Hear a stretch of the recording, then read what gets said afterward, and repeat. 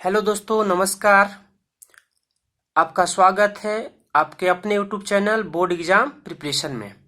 और आज हम लोग यहाँ पे बात करने वाले हैं क्लास 10th का मैथमेटिक्स में चैप्टर यानी अध्याय है 8 त्रिकोणमिति के परिचय यानी इंट्रोडक्शन टू ट्रिगोनोमेट्री। तो ट्रिगोनोमेट्री कहने का मतलब क्या होता है कि कोई भी हमारे पास अगर राइट एंगल दिया गया है तो उसमें 3 एंगल्स हैं, तीनों एंगल का मेजरमेंट। ट्राई का मतलब होता है क्या 3, और मेट्रिक का मतलब होता है मेजरमेंट। मतलब हम लोग यहाँ पे क्या पढ़ने वाले हैं कि कोई अगर राइट एंगल हमारे पास दिया गया है तो उसमें एंगल का मेजरमेंट हम लोग कैसे करते हैं। ठीक है, तो अगर मान लीजिए आपके पास, सबसे पहले हम लोग यहाँ पे बेसिक कॉन्सेप्ट यहाँ पे सीखने वाले हैं कि मान लीजिए कोई हमारे पास ए बी सी एक राइट एंगल है यानी समकोण त्रिभुज है। तो हम यहाँ पे क्या देखने वाले हैं कि बी पे हमारा क्या है 90 डिग्री है, और अगर मान लीजिए सी बिंदु पे आपका यानी सी पॉइंट पे क्या है एंगल थीटा है। तो हम यहाँ पे क्या कहने वाले हैं कि अगर हमारे पास एंगल यहाँ पे बनाए हैं तो इसके जस्ट सामने वाले जो हमारे पास साइड होगा यानी ए बी, इसको हम परपेंडिकुलर बोलेंगे। और जो राइट एंगल यानी एंगल बी के जो सामने यानी अपोजिट साइड होगा उसको बोलेंगे हाइपोटेनियस।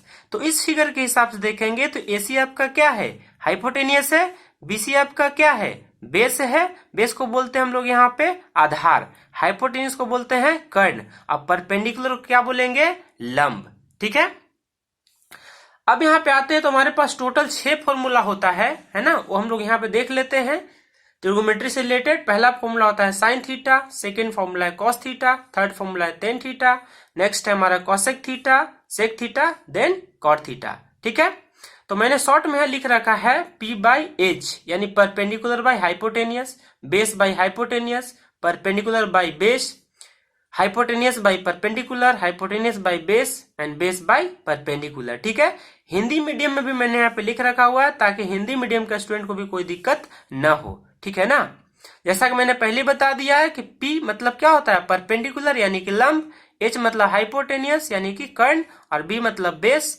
यानी कि आधार। ठीक है, बस आपको एक चीज यहाँ पे क्या ध्यान रखना है कि दिए गए आकृति यानी फिगर के हिसाब से जहां पे भी आप एंगल ले रहे होंगे उसके सामने वाले साइड को हम लोग परपेंडिकुलर यानी कि लंब देंगे। ये बात हमेशा याद रखिएगा। और दूसरी बात क्या याद रखना है कि जहां पे आपका 90 डिग्री बना हुआ है उसके सामने हमेशा हाइपोटेनियस यानी कि कर्ण होगा। बाकी जो बचा हुआ आपका साइड यानी भुजा बच जाता है वो क्या होता है बेस होता है, जिसको हम आधार भी कहते हैं। ठीक है, तो ये हमारा बेसिक कॉन्सेप्ट हो गया।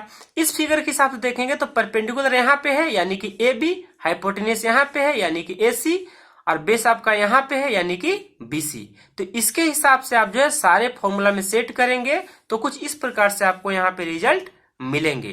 काफी आसान तरीका है इसको समझने का। मैं उम्मीद करता हूँ कि आपको ये बातें समझ में आ गई होंगी। ठीक है ना, और एक चीज यहाँ पे क्या ध्यान रखना है कि अगर मान लीजिए दो में से कोई एक भुजा आपको पता है तो दूसरी भुजा आप नहीं निकाल सकते।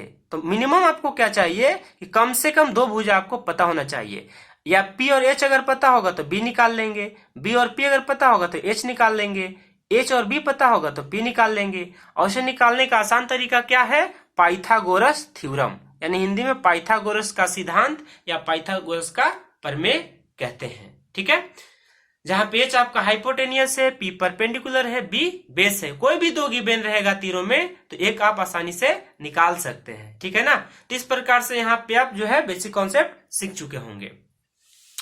यहाँ पे इस फिगर को आप ऐसे भी बना सकते हैं कि पहले मैंने क्या किया हुआ था पहले फिगर में कि सी में मैंने एंगल दे रखा था, अब मैं क्या किया हूं कि ए में मैंने एंगल दे रखा है। तो यहाँ पे हल्का सा चेंज होगा। क्या चेंज होगा देखिए, ये हमारे पास जो एंगल लिखा गया है एंगल आपके ए पॉइंट पे है तो इसके सामने आपका परपेंडिकुलर आ जाएगा, और बी पॉइंट पे राइट एंगल है तो इसके सामने आपका हाइपोटेनियस आ जाएगा। ठीक है ना, अब बाकी जो आपका तीसरा साइड बच गया ए बी वो हमारा क्या हो जाएगा बेस हो जाएगा।